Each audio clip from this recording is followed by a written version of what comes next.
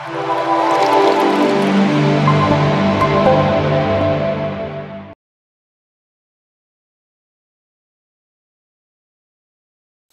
నమః. నమస్కారం. సద్గురు జ్యోతిష్యాలయం వారి యొక్క ఆంగ్ల నూతన సంవత్సర రాశి ఫలితాల తర్వాత ఫిబ్రవరి రాశి ఫలితాలు మనం తెలుసుకోబోతున్నాం. జాతకం అనగానే అందరికీ ఒక క్యూరియాసిటీ.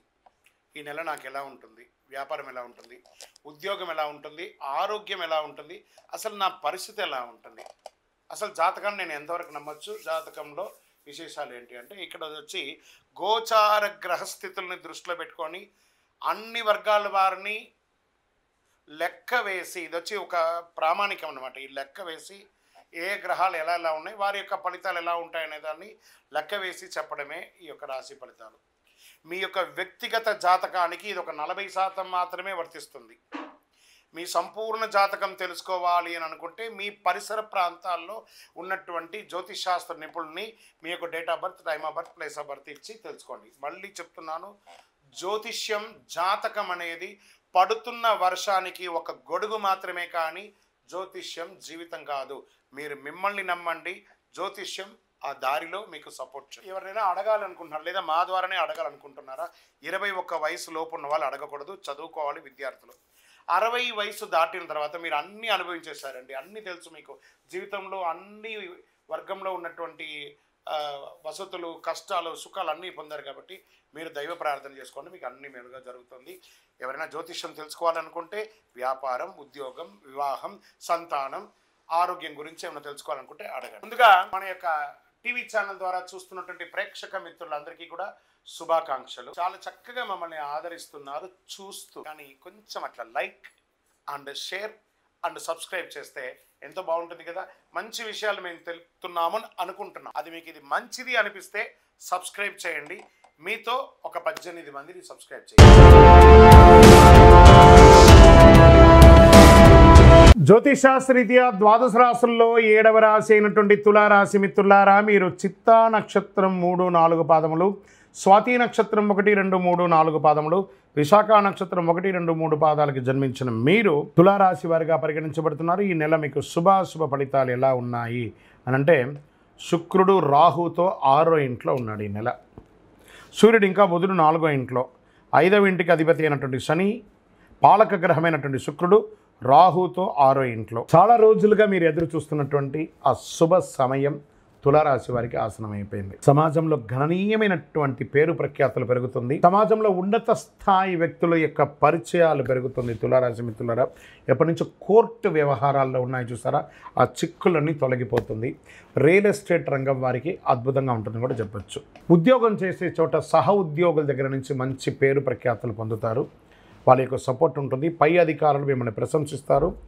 గౌరవ మర్యాదలు పెరుగుతుంది, ప్రమోషన్స్ పెరుగుతుంది, ఇంక్రిమెంట్స్ పెరుగుతుంది.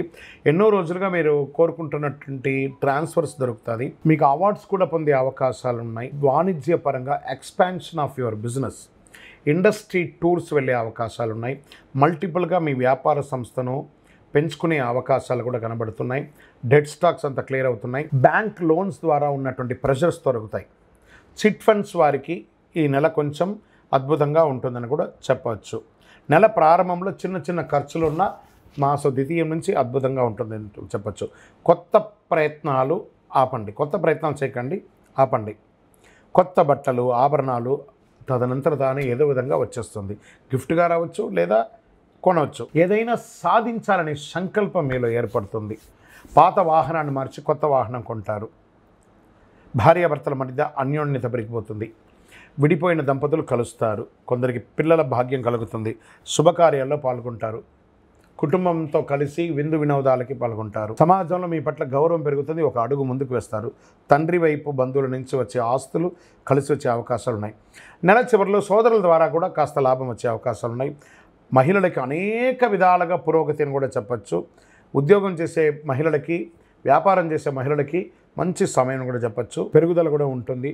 ఆరోగ్య సమస్యలు, ఒక విధమైనటువంటి ఖర్చు పెరుగుతుందని కూడా చెప్పచ్చు. విద్యార్థులకి ఇది చాలా బాగుంటుంది. రాజకీయ నాయకులకి ఇది యోగకాలం. షేర్ మార్కెట్ అద్భుతంగా ఉందని చెప్పచ్చు. వ్యవసాయం బాగా ఉంది. మీడియా రంగం వారికి చాలా బాగుంది. ఐటీ రంగం వారికి బాగుంది. రీసెర్చ్ రంగంలో ఉన్న వాళ్ళకి, స్పోర్ట్స్ రంగంలో ఉన్న వాళ్ళకి, సర్వీస్ సెక్టార్లో ఉన్నవారికి police department, defence, doctors, advocate వీళ్ళందరికీ కూడా చాలా బాగుంటుందని చెప్పొచ్చు. నూతన ఉద్యోగం కోసం ప్రయత్నం చేసే వాళ్ళకి ఇది ఒక యోగం చెప్పొచ్చు. ఓవరాల్ తులారాశి వాళ్ళకి ఫిబ్రవరి 2025 అద్భుతం అని కూడా చెప్పచ్చు. శుభదినాలు 1, 3, 9, 12 అని చెప్పచ్చు. అదృష్ట సంఖ్య 3, 7, 9. చంద్రాష్టం బాగున్నప్పుడు కూడా కొంచెం బ్రేక్ ఉండాలి కదా.